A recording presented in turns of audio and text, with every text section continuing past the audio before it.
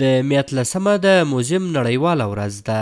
دغه ورځ په کابل کې هم د یوې غونډې په ترڅ کې ونمانځل شوه چې د سرپرست حکومت د اطلاعات او کلتور وزارت د سرپرست وزیر په شمول یو شمېر نورو لوړپوړو چارواکو هم ګډون کړی و. مولوي خیرالله خیرخوا د خپلې وینا پر مهال د تاریخي اثارو پر اهمیت خبرې وکړې او زیاته یې کړه چې د سرپرست حکومت په راتګ سره په زرګونه تاریخي اثار ملي موزیم ته راوړل شوي دي. مختلفو هیوادو ته خلک سفرونه کوي، په لومړي لیدلوري او په لومړي هدفونو کې همدغه تاریخي اثار وي چې خلک د هغه نه لیدنه کوي او دا ټولو خلکو ته اهمیت لري.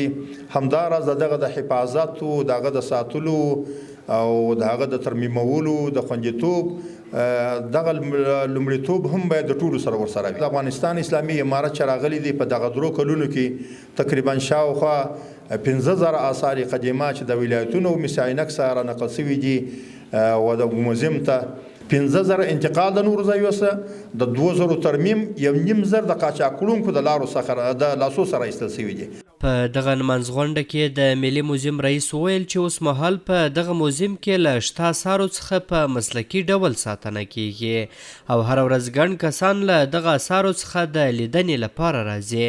نوموړي له حکومت او نورو اړوندو ادارو څخه غوښتنه وکړه چې د دوی لاسنیوی وکړي او د تاریخي اثارو په ساتنه کې ورسره مرسته وکړي. کچېرې حکومت او یا دغه خیریه بنسټونه او یا دغه مؤسسات زموږ څخه لاسنیوی ونه کړي، زموږ د ملت هغه هویت او زموږ د ملت هغه شتمني چې په زرونه کلونه تاریخ لري شاید له منځه ولاړ شي. دا یوازینی امارت اسلامي دی او زموږ د اطلاعات او کلتور وزارت دی او دغه بنسټونه دي چې زموږ سره په دغه برخه کې کارونه کوي او موږ ته هغه پیسې راکوي چې موږ یې بیا دلته په دغه برخه کې لګوو چې اوس یې زموږ دغه ملي شتمني پر پښو باندې درولې ده. د موزیم نړیواله ورځ هر کال د دې لپاره نمانځل کیږي چې خلک د موزیمونو او لرغونو اثارو په اهمیت پوه شي.